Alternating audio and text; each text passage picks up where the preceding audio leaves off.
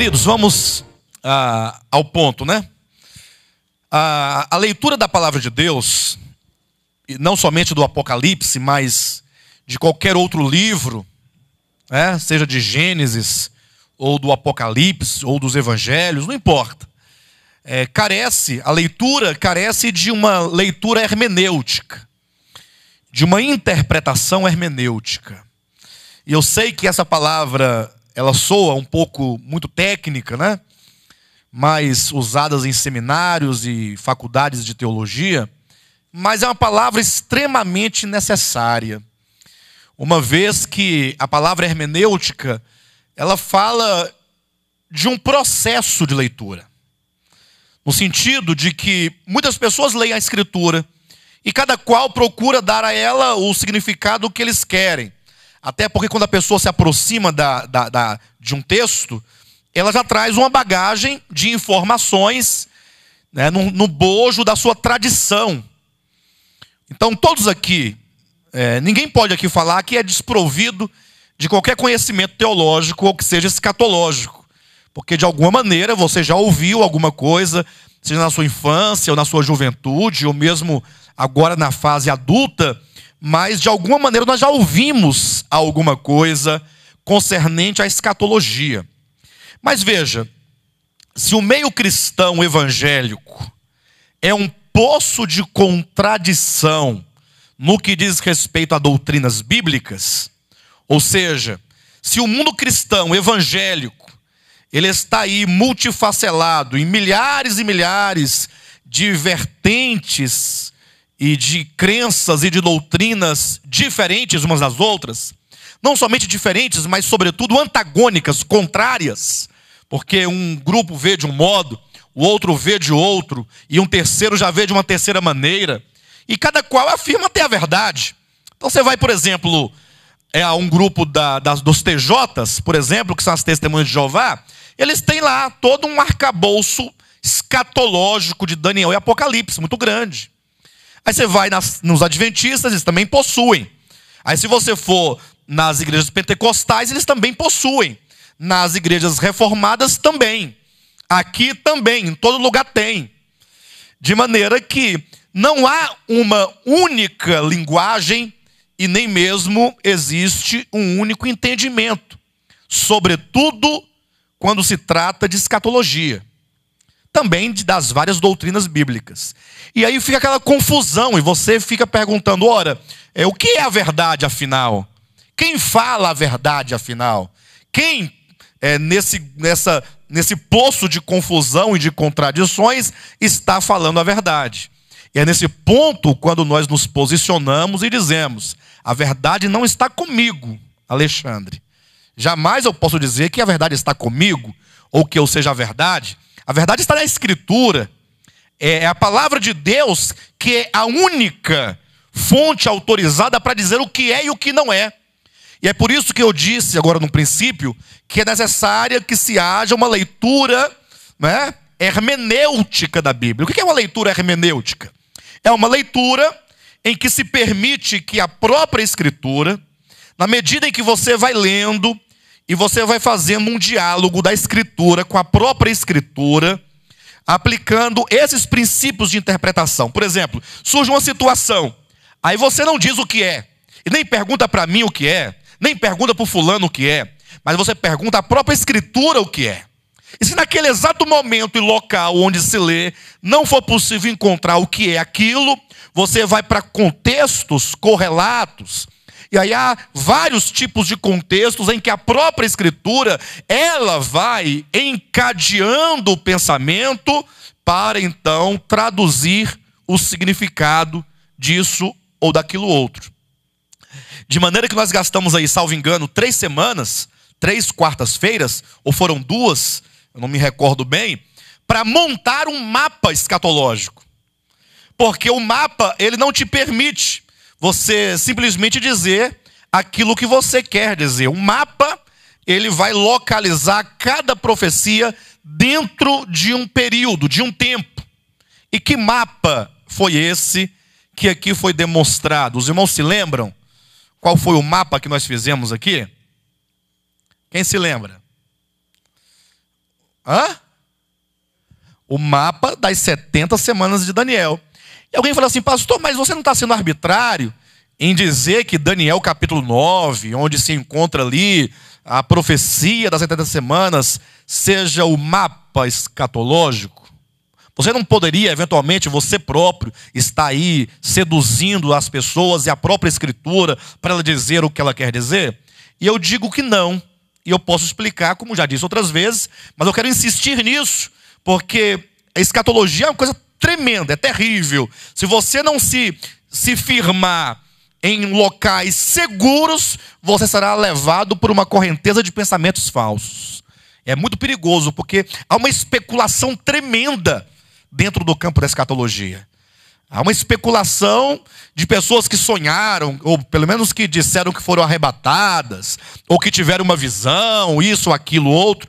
Tem até, inclusive, um irmão do Rio de Janeiro, que tem me enviado muitas perguntas, né? Nesse programa agora, nesse novo formato do programa de Volta à Palavra, que começa no próximo sábado, em que está aberto ali um e-mail para que as pessoas mandem perguntas para nós respondermos no programa. E esse irmão tem mandado, todo dia manda 2, 3 perguntas. Só que as perguntas dele são assim, ó. Quem é aquele cavalo branco lá de Apocalipse 6? Aí ele próprio responde, não seria porventura um servo fiel como foi Moisés na casa de Deus? Olha a confusão que ele vai fazendo. Não seria porventura um servo fiel como foi Moisés na casa de Deus? Porque aquela estrela que caiu lá não seria... Aí dá o nome de uma pessoa, que eu não sei nem quem é essa pessoa. Aí ele vai criando essas coisas. Aí ele diz, não, Deus me disse hoje. Aí dá até o horário que Deus falou com ele. Ele viu, ou sonhou, ou ouviu que aquele anjo lá é o fulano de tal. E que a besta é o fulano e o beltrano, e vai falando, dando nome. E não tem nada a ver com nada. Mas isso não acontece somente com esse indivíduo que parece uma pessoa louca. Parece louco porque ele está sozinho. Mas e quando um grupo histórico, aí que tem centenas ou milhares de igrejas no mundo todo diz algo, aí parece que tem credibilidade. Ora, mas não deixa de ser uma loucura, se porventura tal pensamento não estiver estritamente afirmado e confirmado e ratificado por toda a Escritura.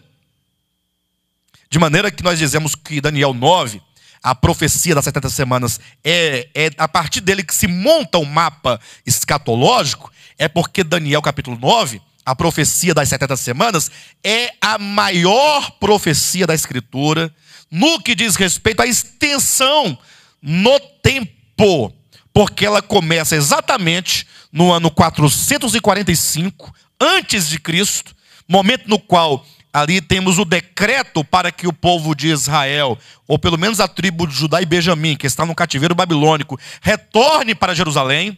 A profecia começa com um decreto para que o povo cativo em Babilônia retorne para Jerusalém, a fim de restaurar e reconstruir a cidade e o templo. Então, o início da profecia é o ano 445 antes de Cristo. E essa profecia nos leva, passando pelo Messias, o príncipe, com P maiúsculo. Observe, porque lá na profecia tem 2 príncipes. Tem o príncipe, com P maiúsculo, que é aquele que morre na cruz. Mas tem o príncipe que há de vir, que é o anticristo. E então passa pelo Calvário, pela morte de Cristo, passa pela sua ressurreição, ascensão. Está tudo na profecia de Daniel capítulo 9. Passa pelo ano 70 da era cristã, com a destruição de Jerusalém.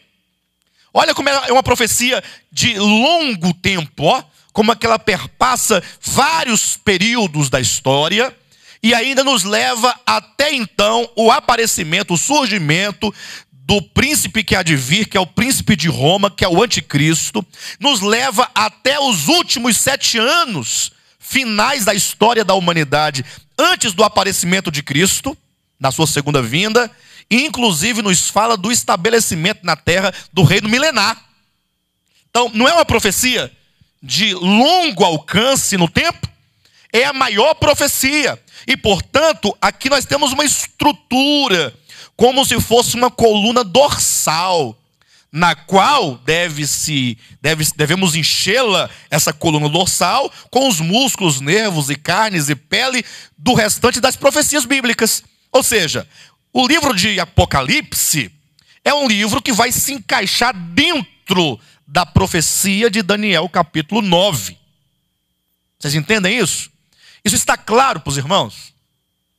Então eu quero que os irmãos tenham isso na mente e no coração. E que jamais vocês digam ou pensem nunca jamais que foi uma sedução. Portanto, leiam Daniel capítulo 9.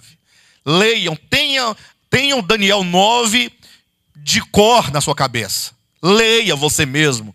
Não fique satisfeito tão somente em ouvir, mas que vocês possam ler e entender a profecia, desenhar a profecia, fazer um esquema da profecia, para que vocês possam, só em falar em Daniel 9, você já pode vê-lo totalmente na sua frente. Isso é muito importante, porque é a palavra profética. Ora, a palavra profética tem um significado profundo na vida cristã. Uma vez que a palavra profética, como diz o apóstolo Pedro, é como uma candeia que brilha em lugar escuro da alma.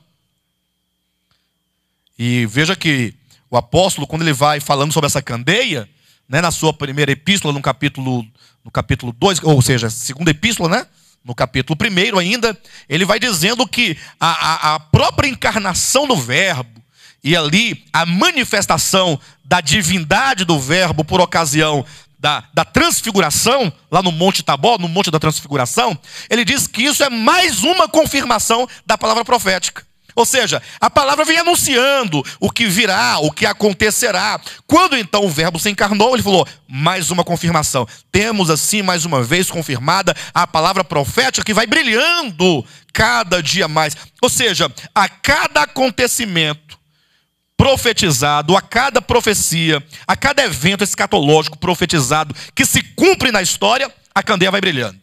Vai brilhando. E na medida que você entende as profecias, e você pode constatar o cumprimento literal, fatual das profecias, o seu coração vai ficando numa luz, numa claridade, de maneira que agora você já não é mais como aqueles outros que não conseguem ver o futuro. Você discerne o futuro. Você é capaz de fazer uma leitura da história. Daniel fala dos reinos todos, desde Babilônia. Aí falou da queda de Babilônia antes dela cair. E falou como seria. E tem mais. E diz o nome do homem que iria derrubar a Babilônia. Ciro. Antes de Ciro nascer, pelo menos 200 anos antes de ele nascer, Deus já havia dito, eu te levantei e o teu nome é Ciro. E você vai derrubar a Babilônia. 200 anos antes de Ciro nascer, já estava dito o nome dele. Você vai nascer e você virá e você vai derrubar esse reino aqui, ó. Isso é a palavra profética. Aí quando você vê isso na história, você fala, meu Deus do céu, como é que pode ser isso? Há um Deus soberano que está não somente ditando a história, mas de antemão determinando os fatos. Aí isso vai trazendo o quê? Certeza. Aí você vê que depois de Babilônia vem a Média e Pérsia. A Pérsia, né? Ciro, o grande persa, e os medos. E depois você vê como esse reino vai cair. E Daniel já profetiza também a queda dos medos e persas. E diz que virá Grécia. E tem mais. A Bíblia dá o nome do reino. É a Grécia. Que vai conquistar a Média Pérsia. Não diz, é um reino, né? Igual a mãe de Iná, na época da Copa do Mundo passada. Se o Brasil jogar bem e fizer o dever de casa certinho, ele será campeão. Mas é lógico. Ué, se ele jogar certinho, ele vai ganhar o título. Alguém tem dúvida que o Brasil, se jogar tudo certinho, direitinho, não vai ganhar a Copa do Mundo no ano que vem? Vai ou não vai? Se fizer tudo certinho. Se não errar os passes, nem errar os chutes, e nem na defesa, vai ganhar. Mas isso é tolice. A Bíblia não é tola. A Bíblia não tem essas previsões, como se ouve profetas assim, ó. Por exemplo, varão, você tem carro? Pois Deus vai te dar um avião. Tá vendo? Agora, se ele diz que não tem, quer ver uma coisa? Você tem carro? Pois Deus vai te dar um carro. Ora, se eu pergunto se ele tem carro e ele diz que tem, eu digo, então Deus vai te dar um avião? Aí ele, avião. Não tem carro, então vai ter um carro. Né? Não, tem uma bicicleta, vai ganhar uma moto. Não, Deus, de antemão, anos e anos, ele diz o horário, ele diz o lugar. Basta ler Miqueias capítulo 5, versículo 2, por exemplo, quando lá está dito que em Belém, a menor de toda a Judá, menor cidade, dela nasceria o Salvador. Mas só um louco para profetizar uma coisa dessa. Por quê? Porque de onde é que vem o Messias? Vai vir da menor cidade. Digamos que fosse hoje. Vai vir lá do sol nascente, o Salvador, o Messias, o Cristo. Não vai. Vai vir de onde? Ah, do sudoeste, Lago Norte, sei lá. Um lugar melhor, mais nobre, de príncipe. Mas não, vem lá do sol nascente, Chácara 122, lote 15. Ei-lo, eis-me. Não é assim. Agora imagine só, para Miqueias falar que o Messias viria de Belém da Judá, terra do pão, tem que ser profeta. Aí o pior de tudo é que no momento em que o Messias vai nascer, a mulher em cujo ventre se encontra o Messias está em Nazaré, distante não sei quantos quilômetros de Belém. O Messias não vai nascer em Belém. Não vai. Porque ela tá para ganhar um menino. Ela está em Nazaré. E ela não tem nada que ver em Belém. Deus fala, tem. Aí Deus mexe na história, na política. E manda decretar um censo para que todos possam ir à sua cidade de origem para poder fazer o recenseamento. Aí lá vai Maria fazer o recenseamento? Pensava ela. Ela ia para que a profecia de Miqueias se cumprisse. Tem que nascer em Belém. Então vá para Belém para que ele nasça lá. E assim a palavra profética, como uma candeia, vai brilhando, ó, e vai iluminando. Vocês entendem isso?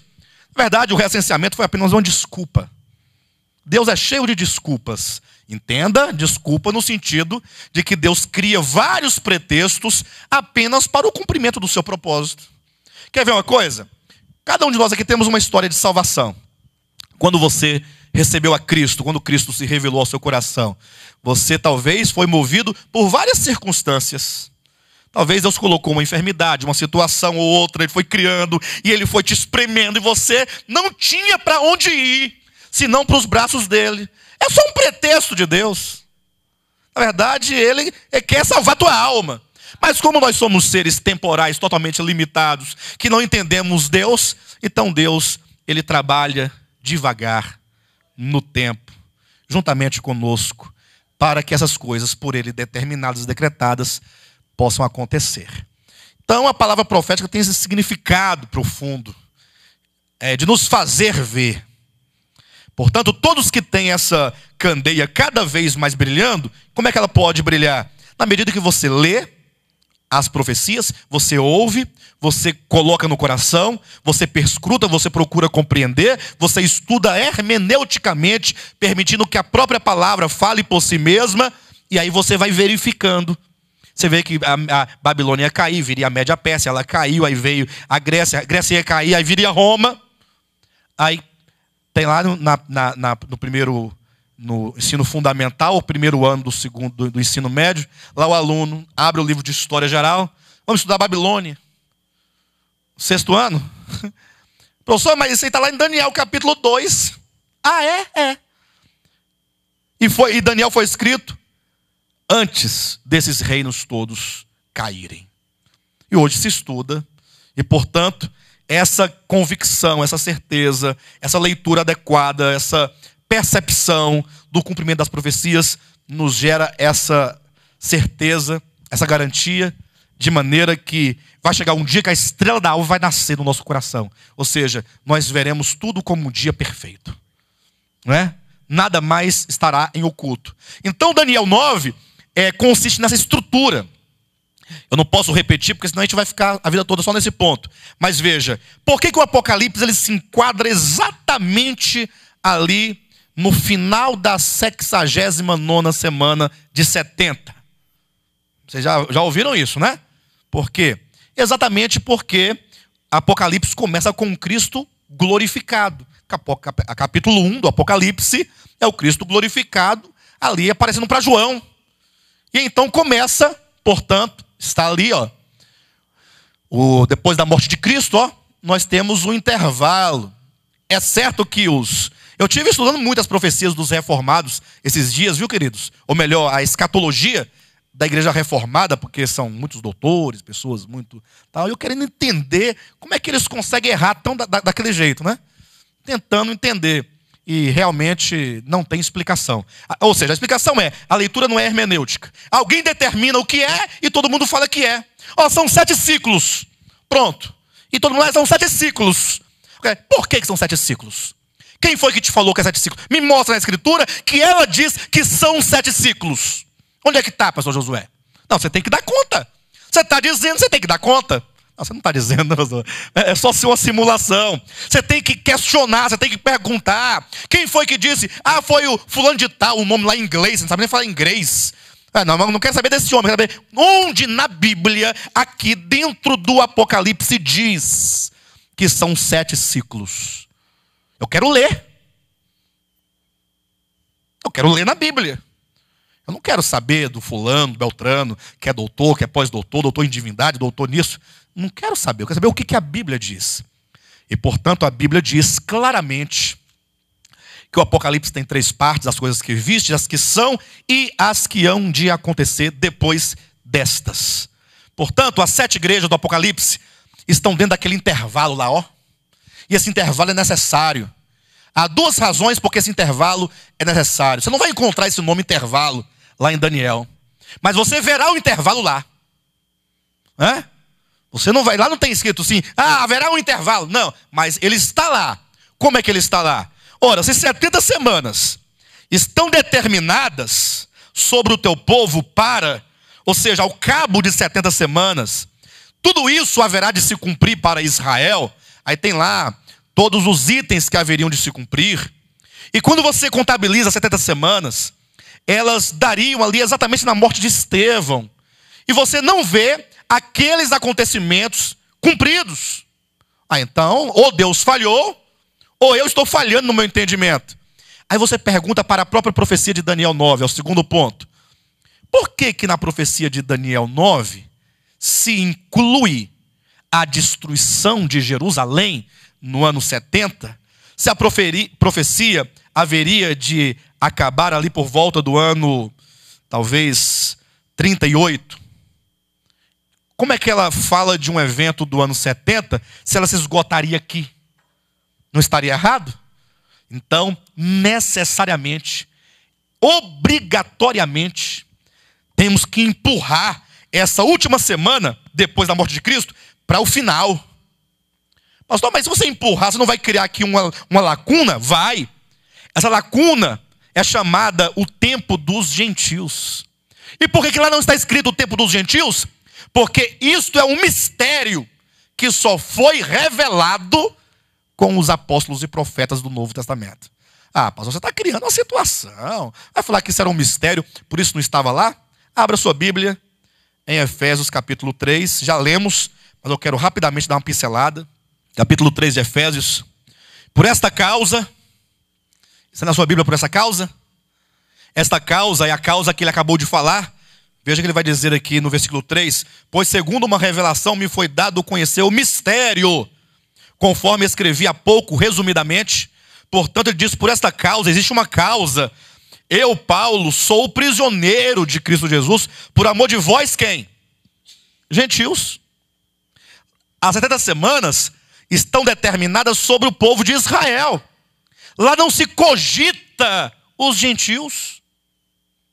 Lá não fala dos gentios. E por que não fala de maneira explícita? De maneira expressa?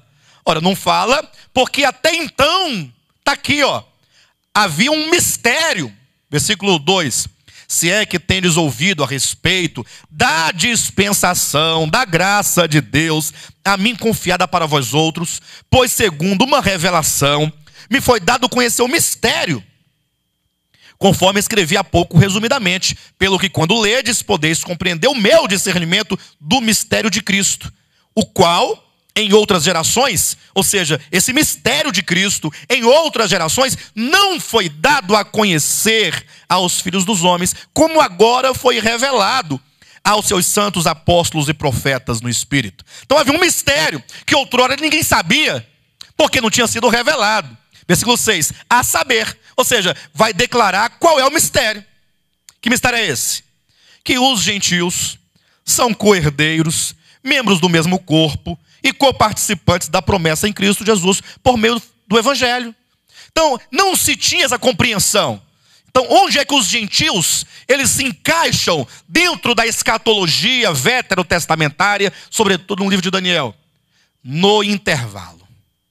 Esse intervalo que se abre entre a 69ª semana e a última semana das 70 profetizadas. Se você não estiver entendendo alguma coisa, porque talvez não tenha vindo nas reuniões anteriores, eu não tenho como fazer isso, voltar lá. Mas aí você tem que pegar as mensagens e dar uma olhada depois para... Tá certo? Então, esse intervalo aí, ó, é o tempo dos gentios. Conforme está no livro de Lucas. Abra sua Bíblia no livro de Lucas. Capítulo 21, versículo 24. Cairão a fio de espada, e serão levados cativos para todas as nações. Ou seja, falando do sítio de Jerusalém. Jerusalém foi sitiada. E o que ocorreria? E até que os tempos dos gentios se completem, Jerusalém será pisada por eles. Opa, peraí. Pausa. Até que o que se completem? O tempo dos gentios? Ah, então há um tempo dos gentios. E enquanto esse tempo não acabar, Jerusalém será pisada por eles. Olha aí para a história, queridos. Jerusalém pisada pelos gentios até hoje. Eles nunca sequer conseguiram reerguer o templo que eles tanto querem. Agora abra no livro de Romanos capítulo 11. E veja mais esse texto que diz assim, ó. 11:25. Porque não quero, irmãos, que ignoreis este mistério. Opa. Este o quê? Há um mistério aqui? Há um mistério lá em Efésios 3, que é o quê?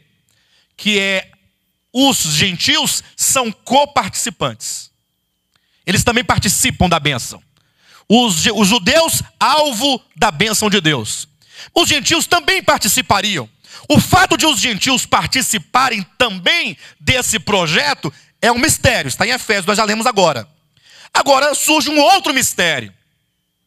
Porque não quero, irmãos, que ignoreis este mistério.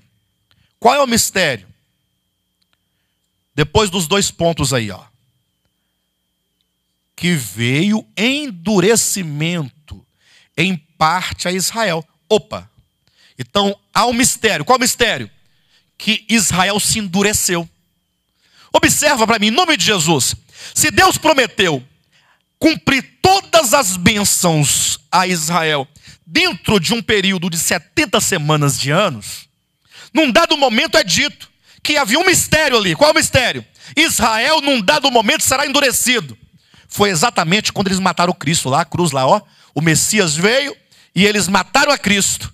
E esse matar a Cristo se deu por um endurecimento que veio em parte a Israel. Quando diz em parte, quer dizer, não são todos de modo absoluto os de Israel endurecidos. A prova é o próprio apóstolo Paulo, que sendo ele um hebreu, ele recebeu o Messias. Portanto, ele não estava endurecido, mas a maior parte de Israel estava endurecida. O endurecimento de Israel é um mistério.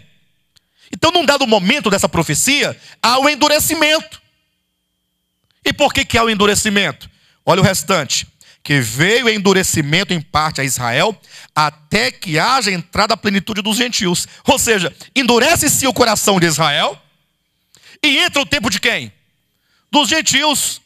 Mas esse endurecimento de Israel vai durar para sempre? Não. Por que não? Porque o texto disse que veio o endurecimento em parte a Israel, até. Porque quando entrar a plenitude dos gentios, quando findar-se Laodiceia, o fim do tempo dos gentios, o fim do tempo da igreja, aí esse endurecimento vai passar.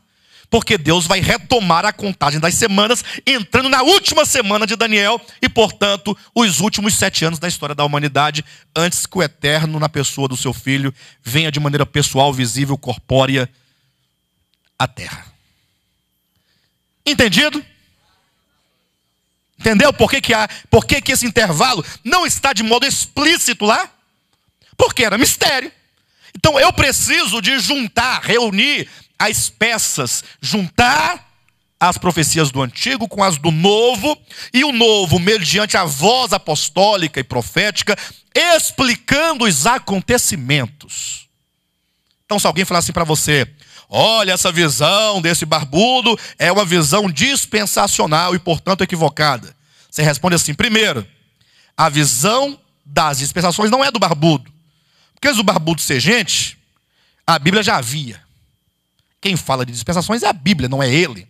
Ele é um mero papagaio que só reproduz o que está escrito.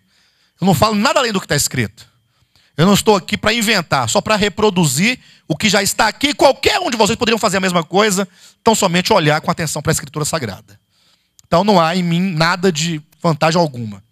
Por outro lado, a própria Escritura explica esse mistério de como Israel viria a um endurecimento, para que o Senhor pudesse alcançar os gentios, mas tendo alcançado os gentios, cessa o endurecimento, e por isso vem a última semana. Bem, dito isso, temos que estabelecer aqui alguns pontos, que já foram ditos, eu só quero declará-lo novamente. Bem, os capítulos 2 e 3 do Apocalipse, as 7 igrejas, constituem-se um intervalo. Acabando, portanto, esse intervalo,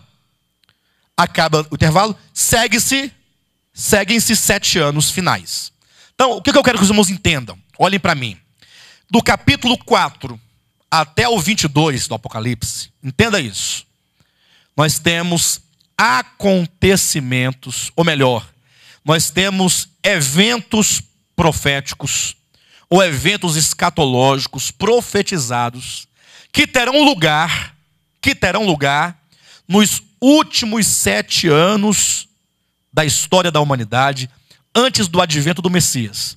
Ou, pelo menos, nós temos aí esses eventos que terão lugar nos 7 anos, ou depois deles.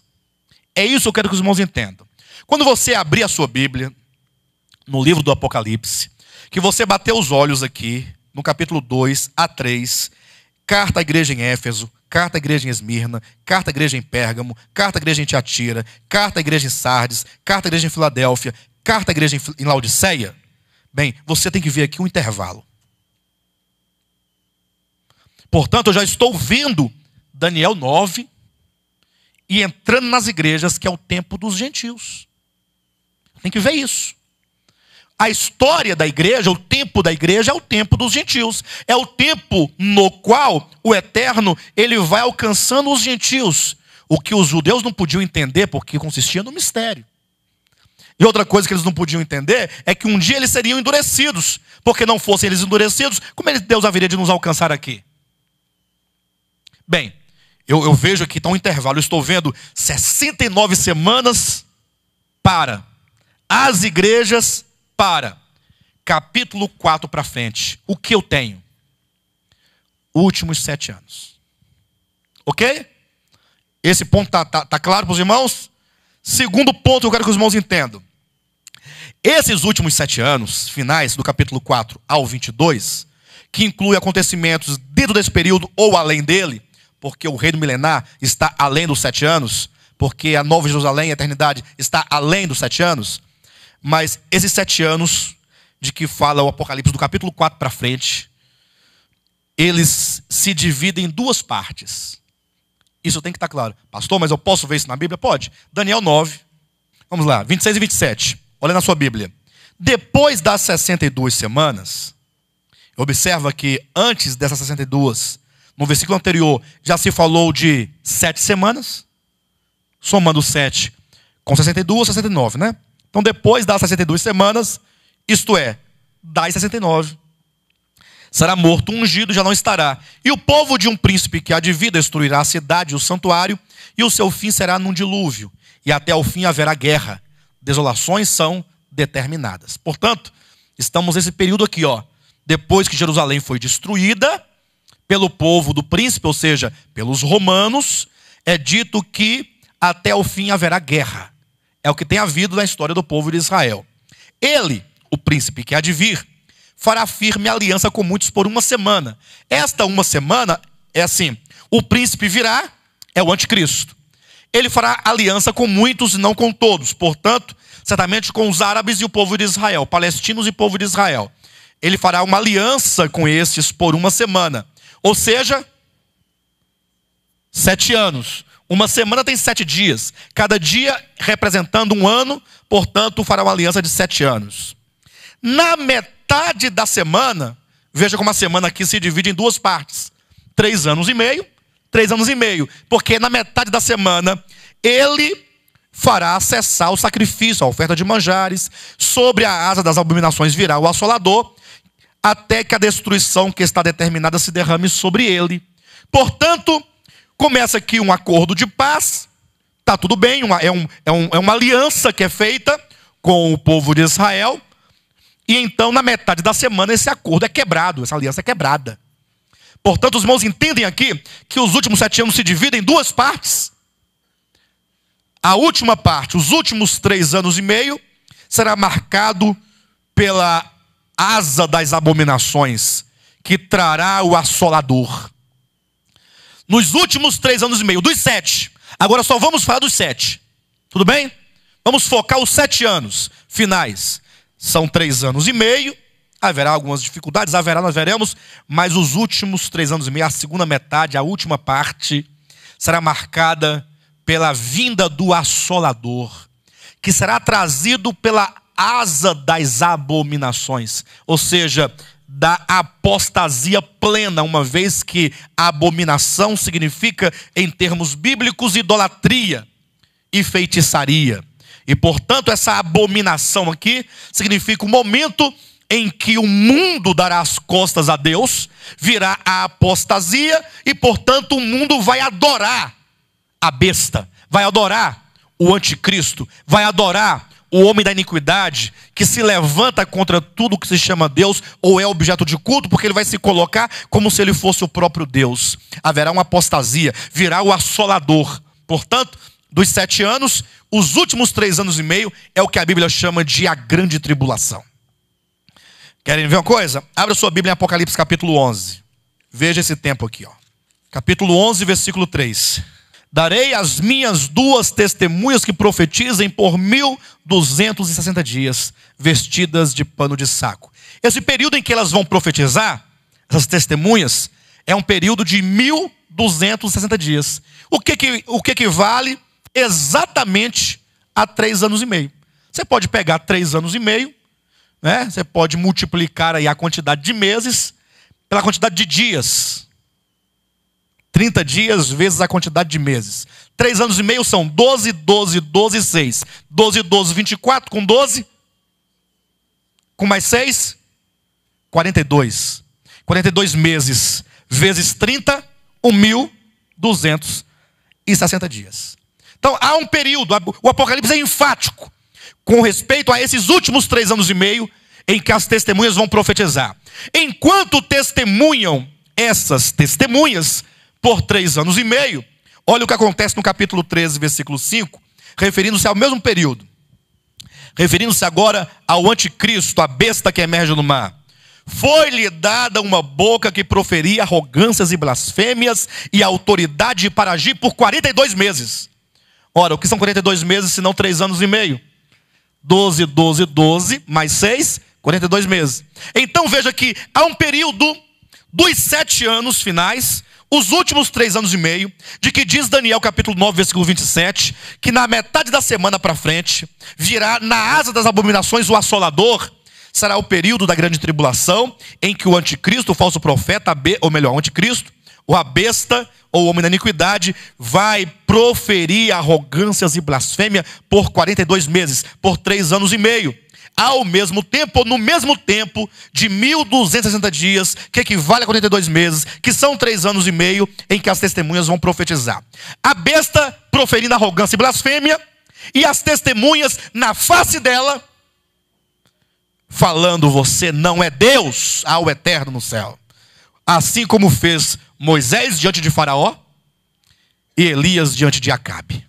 Razão por quê? A maioria dos eruditos e estudiosos acreditam, e nós concordamos, que as 2 testemunhas são uma referência a Moisés e Elias. Haja vista que os sinais que eles realizam são os sinais próprios que Moisés e Elias realizaram, cada qual no seu tempo apropriado. Amém, queridos? Estão entendendo? Então veja, dos 7 anos, nós temos que saber que os últimos 3 anos e meio, haja vista que a semana se divide na metade, nós temos a grande tribulação. Tendo dito e entendido isto, eu pergunto, o que são então os primeiros 3 anos e meio? Se os últimos 7 anos se dividem em 3 anos e meio e 3 anos e meio, e os últimos 3 anos e meio, conforme Daniel 9:27, virá o assolador na asa das abominações, tempo no qual a besta vai proferir arrogância por 42 meses, que são 3 anos e meio, mesmo período em que as testemunhas vão profetizar contra o anticristo, esses primeiros 3 anos e meio, o que são eles? O que eles constituem na profecia? Eu não sei. A Bíblia sabe. É só você perguntar para a Bíblia qual é o período que antecede a grande tribulação. Aí você vai ler, vamos abrir em Apocalipse, ou melhor, em Mateus capítulo 24. Os irmãos observam que nós estamos fazendo perguntas e buscando as respostas na Escritura. Percebem isso? Eu sei que talvez possa haver pessoas no nosso meio que você fala, pastor, eu estou voando totalmente. Talvez haja 2 motivos para isso. Primeiro, ou 3. Primeiro, você talvez não tenha costume de ouvir palavras tão densas. Segundo, você também talvez não tenha vindo a essas últimas reuniões em que nós já falamos disso, não é? E terceiro, porque certamente você talvez falta um arcabouço maior, teológico, que nós não podemos fornecer aqui agora. Tá bom? Mas veja, Mateus capítulo 24. Diz assim no versículo 3, no Monte das Oliveiras achava-se Jesus assentado.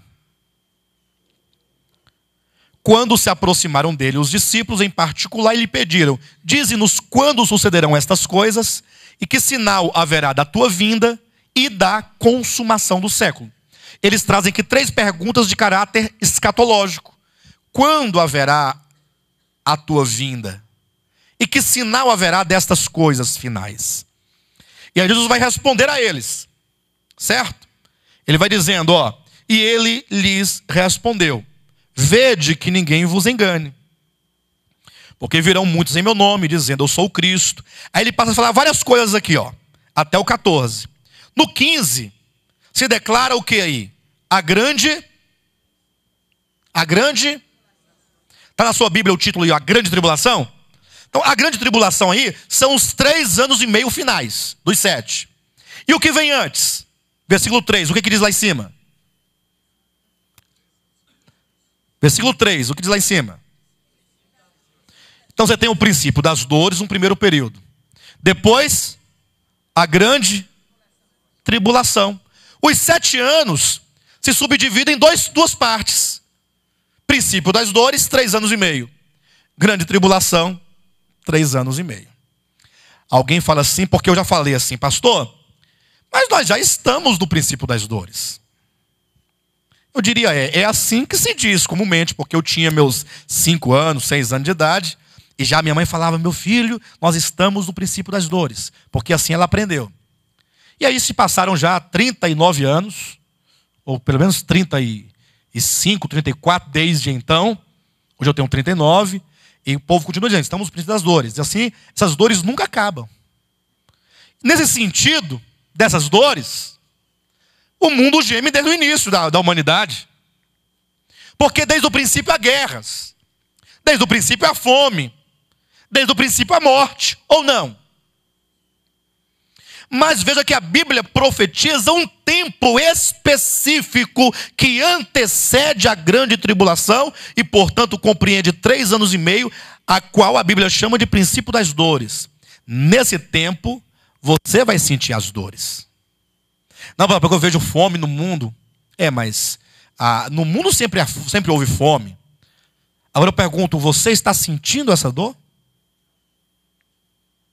O mundo como um todo está sentindo esta dor? Então, portanto, vá com calma. Quando essas dores vierem, você vai sentir. Quando a fome chegar, você vai sentir. A igreja de Cristo ainda estará aqui, na terra. Mas isso não é arbitrário. Isso não é arbitrário. Eu sei que tem toda uma confusão. Jesus, o arrebatamento é antes da grande tribulação. Não, é na metade. Não, é no final. Eu não tenho nada com essas correntes de pré, mid, pós. Não tem nada a ver com isso. A Bíblia que diz. Em nenhum lugar da Escritura você vai encontrar uma palavra absoluta. Você vai encontrar o quê? Apocalipse 3:10. Quando se diz assim, ó. Aqueles que guardarem a palavra ou a minha palavra da perseverança, e é somente aqueles que guardarem, não é todo mundo, não é toda a igreja, aqueles que guardarem serão também guardados da hora da aprovação que há de vir sobre o mundo inteiro. Portanto, a promessa é de que alguns serão guardados da hora da grande tribulação e, portanto, dos 3 anos e meio finais. Não há promessa de ser levado antes. Entendem isso? Então, quem aqui quer ser guardado da hora da aprovação? Bem, para os que querem ser guardados da hora, cuidado, não é guardados na hora. Porque ser guardado na hora é estar aqui, passar pela tribulação e ser guardado aqui na terra. Assim como os 3 amigos de Daniel, né, mais conhecidos por Sadraque, Mesaque e Abidnego, nomes pagãos dado por Nabucodonosor a eles, foram guardados na fornalha. Eles não foram guardados eles foram guardados na. E da e na são diferentes. A preposição muda tudo. Em, de. Pastor, não é da. Não é de, é da. É porque de e a, preposição, artigo, dá. Mas se você separar, de, a. Então tem diferença ou não tem? Então, enquanto os 3 amigos de Daniel foram salvos ou guardados na fornalha, a promessa de Apocalipse 3:10 é ser guardado da. E, portanto, esses que serão guardados da não passarão pela grande tribulação. Portanto, a promessa é de que eles serão salvos ou livrados, certamente pelo arrebatamento, antes dos 3 anos e meio. Esse é um ponto fundamental. Agora, você que quer ser guardado da hora, tem que guardar a palavra. Pastor, mas eu guardo a palavra. Eu acho que não. Ou talvez sim. Porque quando eu falo eu acho que não duvido de você em particular. O problema é que quando você se depara com a palavra de Deus e não com a palavra dos homens.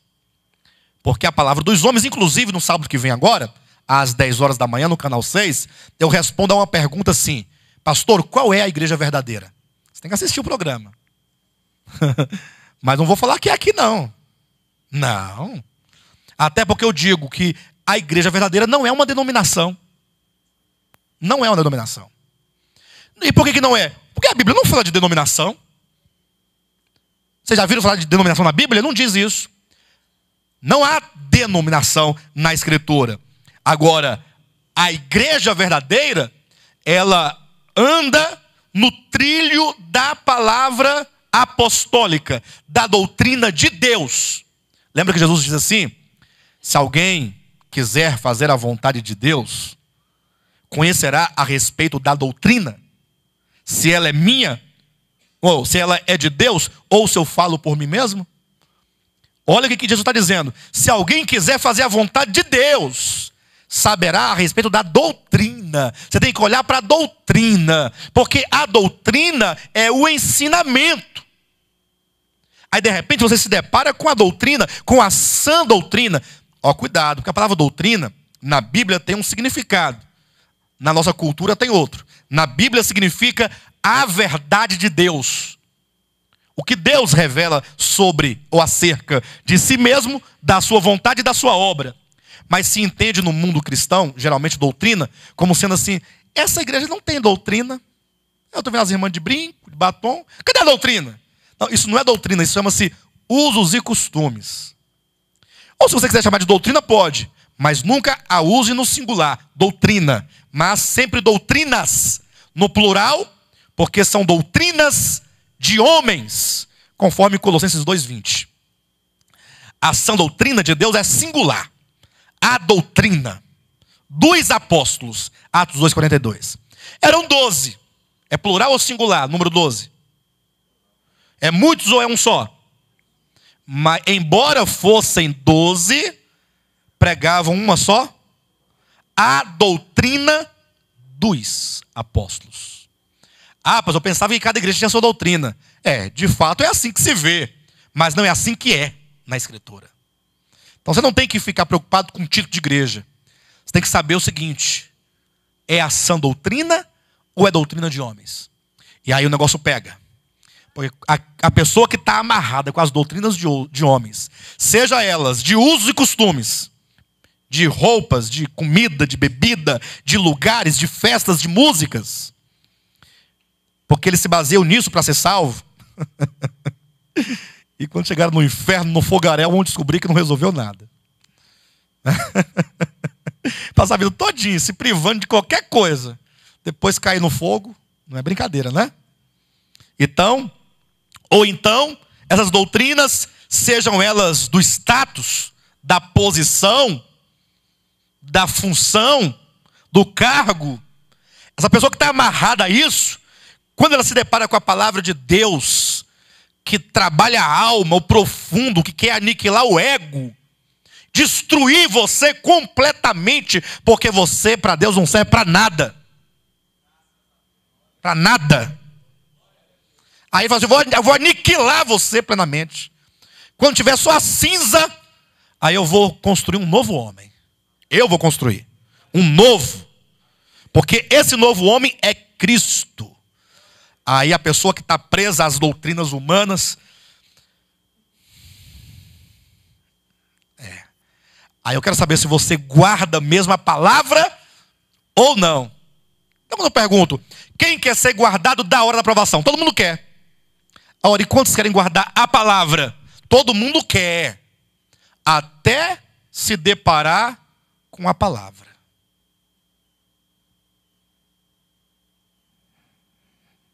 Aí o bicho pega.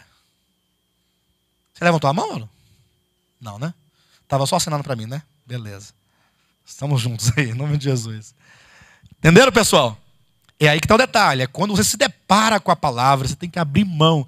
Eu me lembro que eu tinha tanta convicção, mas tanta convicção daquilo que eu cria outrora, que eu fazia desafios assim, olha, se algum dia alguém me mostrar pela Escritura que tudo que eu prego está errado, desse mesmo púlpito de onde estou, eu renegarei a minha atual fé e abraçarei a verdadeira fé. Falava. Pois não chegou um dia que eu tive que subir lá em cima e falar? Lá em cima. No púlpito de onde eu estava. Falei, pessoal, não tenho como prosseguir mais com vocês assim não. A não ser que vocês me convençam pela verdade. Mas eu só creio na Escritura. Eu não posso crer em escritos de pessoas que comeram costela ou carne de porco, sei lá o que foi, para sonhar. Feijoada. É só a Escritura. É fácil? Não, não é fácil. Mas é uma questão de decisão. Ou você ama a verdade e abraça-se a ela, ou você então fala, não vou guardar a palavra, coisa nenhuma, eu vou guardar a palavra que eu quiser guardar. Aí você segue as doutrinas dos homens e aí, no final... Eu acabei de falar. O Henrique quer saber o que há de tão difícil na palavra que o homem não quer abraçá-la. É porque ela fala assim, eu vou acabar com sua vida, eu vou destruir sua vida. Eu vou acabar com tudo que você é. E aí eu vou reconstruir um novo homem. Porque o que somos, que é Adão. A primeira coisa que fala é o seguinte, para entrar no reino, ou seja, para ser um cidadão do reino, tem que nascer de novo. Começa daí. E não se pode nascer de novo se primeiro não morrer. Aí a pessoa fala, ela crê no evangelho, fala assim, bem, eu morri com Cristo e agora sou nova criatura e portanto nasci de novo, sou do reino. Aí a Bíblia diz, mas não acabou o novo nascimento. Ou acabou? O novo nascimento é estanque? Eu pergunto, você nasceu de novo? Pode responder. Quem não nasceu de novo ainda é Adão, ainda é velha criatura, ainda é velho homem, ainda está nas trevas, ainda está debaixo de condenação. Calma. Agora, quem nasceu de novo, portanto? Amém. Aí eu pergunto, você já é novo homem? Não é? Então não nasceu de novo? A resposta é, sou e não sou. Sou porque meu espírito está regenerado. Deus habita meu espírito. Sou nova criatura. Nasci de Deus. Meu espírito é vida por causa da justiça. Entretanto, a minha alma ainda está cheia, totalmente tomada da natureza do velho homem. Ainda. A prova disso é quando você está naquela luta entre a carne e o espírito. Ou vocês não têm essa luta? A carne quer prostituir, o espírito não quer. Você fica, o que eu faço? Pastor, mas e crente prostitui? Ai, ai, ai. É? Tá bom. Um exemplo mais brando, calma. Quando você está entre a gula e a moderação. Você foi para a churrascaria, chegou lá, te cobraram R$ 49,90 no rodízio. Você falou assim, eu pago. Mas você vai ver. Eu vou comer até pagar o último centavo, só de raiva. Isso é pecado. Isso é gula. Passa mal, mas passa feliz. Porque eu comi, eu paguei, mas comi. Tem problema. Pode dar diarreia, mas não deixa para o nome da churrascaria. Não é assim que o ser humano faz? É uma boa parte deles. Tá bom. Não, eu não disse que ninguém obrigou ele a comer. Eu falei isso. Não. Vocês entenderam, queridos? Vamos continuar. Então é isso. É quando você está ofendido porque alguém te ofendeu. Alguém tirou sua honra. Alguém maculou sua moral. Falou mal de você, tirou alguma coisa sua. Você se ofendeu profundamente com aquela pessoa. E agora a palavra fala todo dia que você tem que amar aquela pessoa. E deve perdoá-la. E deve abençoá-la. E deve orar por ela. E tem que dar e tem que dar a túnica se ela levou tua capa.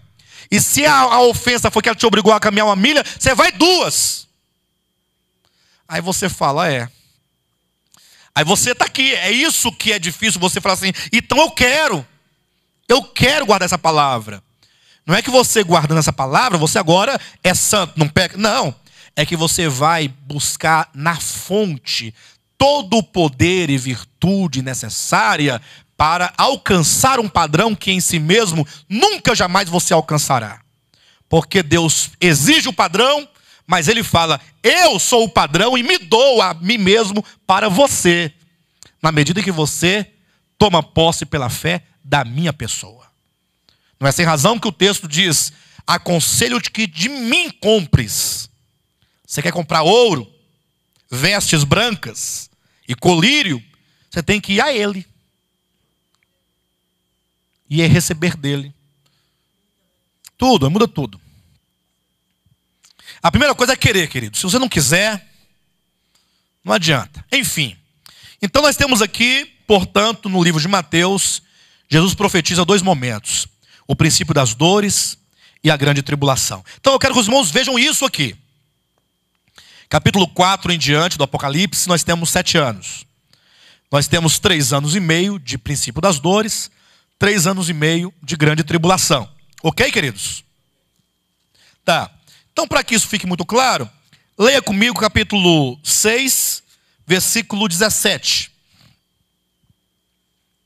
Nós estamos apenas identificando as partes. Vamos entrar em cada uma delas. Diz assim, porque chegou o grande dia da ira deles. Veja só o versículo 15. Os reis da terra, os grandes, os comandantes, os ricos, os poderosos, todo escravo e todo livre, se esconderam nas cavernas, nos penhascos dos montes, e disseram aos montes e aos rochedos, caí sobre nós e escondei-nos da face daquele que se assenta no trono e da ira do cordeiro. Por quê? Porque chegou o grande dia da ira deles. E quem é que pode suster-se? Portanto, se anuncia que chegou o momento. A grande tribulação vai começar aqui. Então, eu quero que os irmãos identifiquem, do capítulo 4 até o 6:17, princípio das dores. Do 7 em diante, grande tribulação. Discerniram isso? Está mais fácil. É lógico que você vai encontrar nesses intervalos, ou melhor, nessas porções, algumas partes que não são exatamente a grande tribulação, nem o princípio das dores. Mas os irmãos vão identificar isso na hora certa. Então, tendo identificado isso, entremos, portanto, nas partes. Tá bom? A partir de agora, direto, hein? Tudo que tinha sido dito sobre o calendário profético, o mapeamento profético, as datas, os tempos, tudo já foi dito. Agora é entrar nos acontecimentos proféticos, já que os irmãos entenderam tudo, né? Entenderam tudo. Capítulo 4 e 5. Amados, capítulo 4 diz assim, olha: depois dessas coisas olhei, e eis não somente uma porta aberta no céu, como também a primeira voz que ouvi como de trombeta, ao falar comigo dizendo: sobe para aqui e te mostrarei o que deve acontecer depois dessas coisas.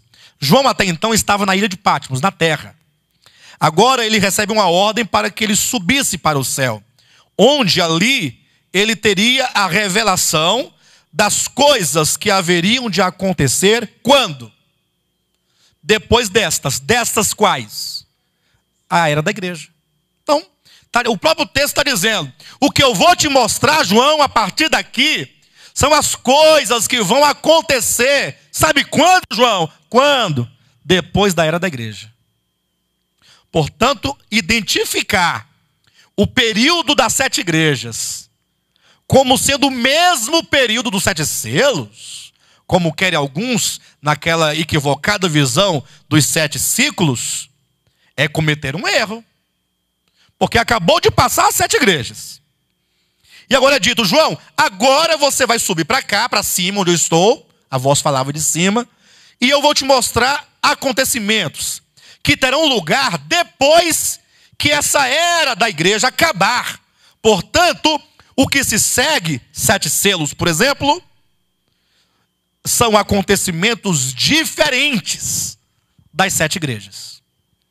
Porque aqueles seguem-se a esses. Sim ou não? Olha na sua Bíblia. A sua convicção tem que ser na Escritura. Eu quero confessar algo para os irmãos, sem nenhum tipo de presunção. Mas quando você que está aqui ouvindo, entender isso, e você encontrar com um doutor em teologia, ou pós-doutor em divindade, escatologia, você pode encontrar com quem for, você aqui, ó. E você abrir a escritura no Apocalipse, e você falar para essa pessoa que é assim, e ele vai falar assim que não é, e você vai falar assim: eu vou te provar pela escritura, e você for contundente na sua leitura, e você fala assim: agora mostre na Bíblia a sua visão, ele vai fugir de você. De você. Eu falo porque muitos já fugiram de mim. E eu sou tanto como vocês, nós somos a mesma coisa. A diferença não está em mim e em você, mas no texto. Então muitos vão fugir. No dia que alguém chegar: você tá ficando doido, essa igreja está doida. Não, calma, esquece a igreja, esquece esse povo. Vamos ler a palavra. Abra a Bíblia aí. Se abrir, que você fala assim: aqui diz que o que vai ser mostrado para João, do capítulo 4 em diante, inclusive tais visões ocorreriam no céu, não na terra. João é chamado para subir ao céu, onde ali ele teria a revelação das coisas que haveriam de acontecer depois e não concomitantemente. Não é concomitantemente, não é ao mesmo tempo, não é simultaneamente, é depois. Vocês sabem o que é depois? O que é depois? Aí você fala assim para vocês: pega o dicionário, vamos ver o que é depois. Tem que ser assim. Quando você fala, pega o dicionário, você fala: opa, calma. Ela não pode manipular a expressão depois. As coisas que eu vou te mostrar acontecerão depois. Simples. Aí a pessoa vai falar assim: não, você está doido mesmo, tchau. Aí vai embora. Aí você não tem problema, não fica nem com raiva dela, nem fique orgulhoso, apenas fala glória a Deus, porque a palavra está aqui na minha frente e eu posso ver. Quando João é arrebatado, que ele entra, portanto, nos céus, olha o versículo 2: imediatamente eu me achei em espírito. E aqui ele é claro que ele foi arrebatado em espírito. Sim ou não? Diferentemente do apóstolo Paulo. Porque Paulo foi arrebatado tanto ao terceiro céu quanto ao paraíso. Ele foi em ambos os lugares, porque são lugares distintos. E o próprio Paulo faz distinção, porque ele diz que o tal homem, referindo-se a si mesmo, foi arrebatado ao terceiro céu e ao paraíso, portanto, dois lugares diferentes. E ele diz então que ele não sabia se esse tal homem, referindo-se a si mesmo, havia sido arrebatado em espírito ou não. Como ele fala, se no corpo ou fora do corpo, eu não sei. Deus sabe. Mas João fala, não, eu fui em espírito. Ele não foi em corpo. Achei-me em espírito, e eis armado no céu um trono, e no trono alguém sentado. Então ele vai entrar no céu e vai ter a visão. A visão de quê? Dos acontecimentos? Ainda não. Ele vai ter a visão imediata daquilo que ele contempla tão logo ele entra naquele cenário celestial. Ele vai falar o que ele viu quando ele entrou naquele cenário, naquele contexto. Ele fala, quando eu entrei no céu, eu vi um trono e alguém assentado no trono. Aí ele começa a descrever todo o ambiente, toda a cena. O capítulo 4 gira todo em torno do trono. Ou, sendo mais preciso, sobre aquele que se assenta no trono. Porque esse trono, ele não tem nenhum valor real, senão porque aquele que se assenta é o eterno. Até porque o trono nada é. Porque essa figura de um trono, se é de fato que há um trono, eu duvido muito que haja esse trono lá. Pastor, aí não, aí você está indo longe demais. Você aqui diz que lá tem um trono, você está falando que não tem trono? Irmãos, parem. Vamos contemplar a Escritura em duas perspectivas. Na visão humana, João é homem. João é homem. E como homem, ele só pode compreender aquilo que ele tem uma referência no mundo onde ele vive. Sim ou não? E nós, como homens, só podemos entender uma linguagem humana. Deus é espírito. Deus é espírito. As várias manifestações e aparições de Deus em toda a Escritura, seja no Antigo ou Novo Testamento, são visões, são epifanias. O próprio texto lá de Deuteronômio capítulo 4, fala assim, Moisés, quando eu apareci para você lá no monte, isso é Deus falando. Você não viu imagem nenhuma. Exatamente para você, depois de descer do monte, não ser tentado a querer reproduzir uma imagem minha. Então Deus é espírito. Aí quando você pensa em Deus, quando você vai orar, você fecha o olho, aí você se concentra muito para não perder a sua comunhão. Aí você começa a orar e vem o pensamento do trabalho, você, tem que voltar para cá. Até você centrar aqui direitinho na sua oração, demora um pouquinho. Aí você, para poder ter essa concentração maior, você fica imaginando o trono. Que tamanho é o trono? Você imagina?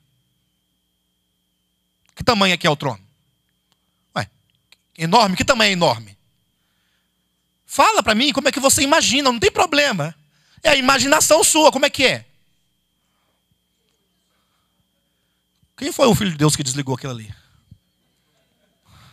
Veio um anjo aqui. Tá.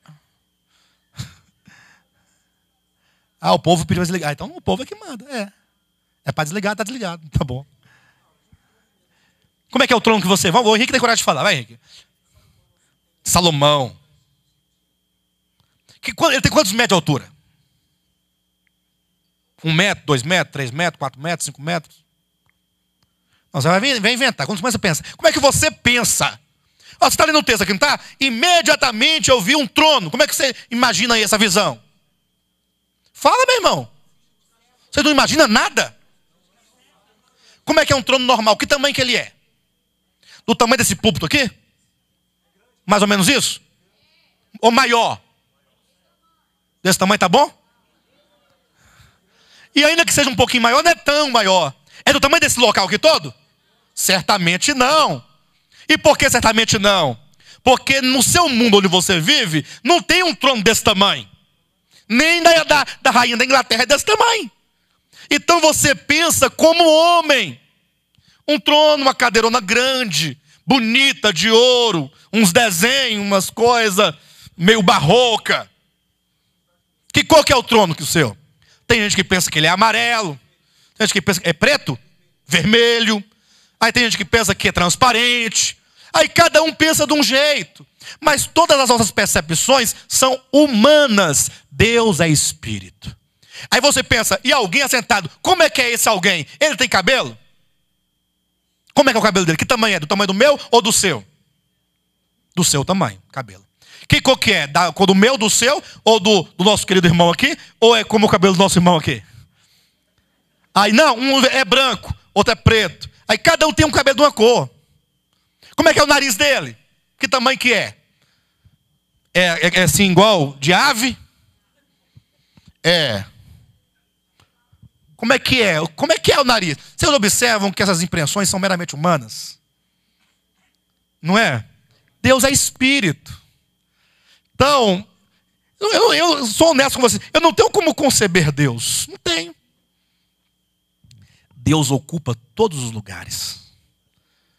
Olha, Ele é tão grande que todo o universo não pode contê-lo. E Ele é tão pequeno que ele pode habitar no meu espírito humano. Como é que você explica isso? Então nós não podemos conceber isso. Agora, quando fala de um trono armado no céu, eu sei que, embora tenha lá esse trono, eu acho que não, mas também não importa se tem, se não tem, mas você tem que saber que esse eterno, esse trono quer dizer governo, quer dizer soberania, quer dizer que Ele está no controle, que Ele é o Senhor, que Ele é o dono, que Ele é o todo-poderoso. É isso que trono quer dizer. Olha, se tem trono, se não tem, se ele é espaçoso, se ele é grande, se ele é comprido, isso você deixa para lá. Mas entenda que essa visão quer traduzir que há um eterno, o eterno existe e ele está entronizado no controle, Senhor, soberano, todo-poderoso, governante. Entenda isso. Isso quer dizer o trono. Se você começar a pensar, como tem alguns, não, eu fui arrebatado. Já ouviram isso? Aí entrei no céu, cheguei lá, eu vi Jesus sentado num trono. Aí, você pode desenhar como é que foi que você viu? É até engraçado, irmão, se a pessoa desenhar. Ela vai descrevendo, querendo tornar a coisa gloriosa. Não, o trono era de ouro. Mas o que é o ouro para Deus? É lixo. Ou não é lixo? O que é o ouro para Deus? Ouro para você é muita coisa, porque você não tem dinheiro. E ouro para você significa poder, aquisição. E Deus é o dono do universo. Ele criou os sextilhões, olha, de galáxias. Criou a vida. Ele criou uma semente de laranja, que se plantado vai nascer um pé de laranja. Aí tem semente de laranja pera, laranja, tudo isso aí. É banana, tantas espécies, tudo tudo é muito grandioso. Ele fez um por um. O sabor de cada coisa ele definiu, a cor, o tamanho, as propriedades, os nutrientes, as vitaminas, porque ele criou o seu corpo e sabe que para o seu cabelo essa vitamina é boa, então vou colocar aqui para o cabelo dele ficar melhor. Gente, Deus pensou em tudo. O seu rim, seu baço, para você poder fazer as coisas direitinho. 2, aí ele fez a laranja que solta, uma mão que solta. Está soltando demais, come banana que segura. Foi Deus. Não, vocês estão rindo? Mas fica preso para você ver se você vai rir. Ou então solta tudo para você ver se você vai rir. Deus é equilibrado. Deus é perfeito.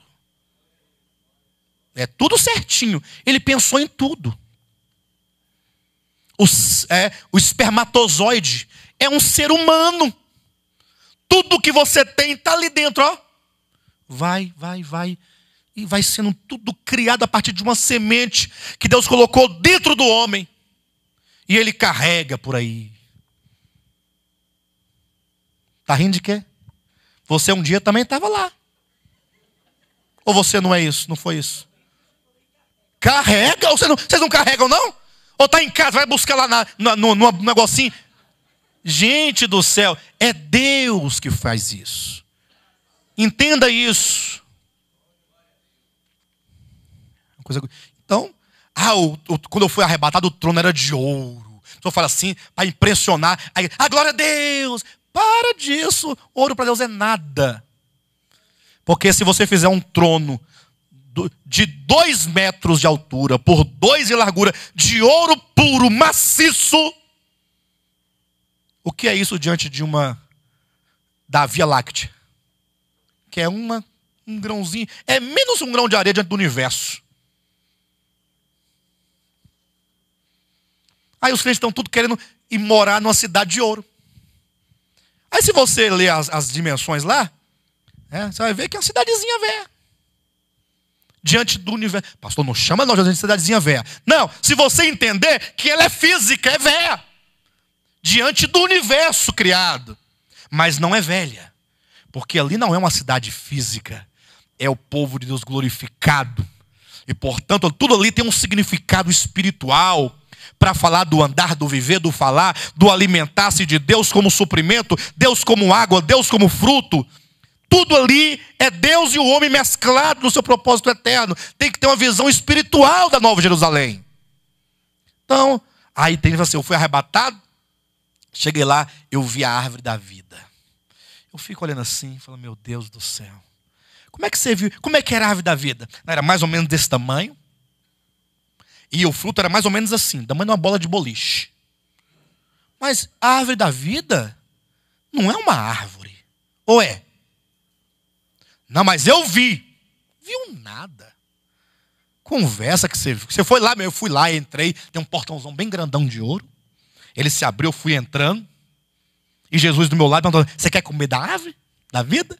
Quando eu ia comer, aí eu acordei. Já viu? Eu já fiz demais da conta. Ora, a Bíblia diz que aquele que come da árvore da vida, vive para sempre. Porque a propriedade desse fruto é vida eterna. Então, o Pai dá vida eterna, o Filho dá vida eterna, o Espírito Santo dá vida eterna. Na verdade, o único Deus que é trino dá vida eterna. Agora, tem uma árvore que também dá vida eterna. Tem lógica? Então, Deus não é trino. É tetra. É assim que fala? Não sei como é que fala. Enfim. Então, o Apocalipse é uma revelação de Deus, das coisas celestiais, de eventos celestiais, mas numa perspectiva antropomórfica. Em forma humana. Para você entender. Mas você tem que transformar essas coisas aparentemente físicas na sua dimensão significativa. O que o trono quer dizer? Há um trono armado no céu, quer dizer o quê? Que há um soberano, tronizado no governo, na direção. Bem, estava sentado. É como João vê. Aí Deus está sentado. Por quê? Aí Deus se assenta? Por que alguém se assenta? Porque está cansado. Aí Deus se cansa. Não, então ele está sentado para contemplar. É difícil você mensurar essas coisas. Melhor você contemplar essa visão. Aí cada um cria a sua visão, ó. Desde que seja um trono armado no céu e o eterno sentado. Não importa como você imagina. O que importa é o que significa. Tá. Aí João então vai descrever aqui. Ele vai dizer aqui. Então, do aspecto desse que se assenta. Ele vai falar de algumas criaturas que estão ali no trono e ao redor do trono. Vai falar de 24 anciãos que estão sentados em 24 tronos em volta do trono. Então há um trono central, mas há 24 tronos em volta. E são anciãos. Né? E as características, o que eles fazem. Logo ele observa que na mão do que se assenta tem um livro. Imagina Deus com um livro na mão. Deus, o eterno, com um livro. É lógico que isso é apenas para significar algo. E esse livro está lacrado com 7 selos. E aí João percebe quando o cordeiro, que tem 7 chifres, o pescoço está degolado, o sangue está caindo, quente, e ele está em pé. No trono. Tem 7 olhos e 7 chifres. E esse cordeiro vai até o Pai e toma da mão dele o livro. Você percebe como é que é tudo muito simbólico? Do contrário, você vai ter que admitir que lá no trono de Deus, Deus sentado e um cordeiro pingando gota de sangue no manto, na roupa branca de Jesus. Jesus, sai daqui, está me sujando. Não está vendo. Só se for, né? Esse cordeiro é Jesus. Mas nem Jesus tem 7. Jesus tem 7 chifres? Mas tem. Mas não tem. Por que ele tem e não tem? Tem na visão. Não tem porque na cabeça de Jesus não tem chifre. Senão seria muito feio. Então esse chifre significa algo. Ele viu na visão. Como Deus lhe mostrou na visão. E aí, tudo isso tem significados. Na semana que vem, estaremos aqui. Aí nós vamos falar sobre os 4 seres viventes e sobre os 24 anciãos. Somente. Tá bom? Para então entrarmos nos selos depois.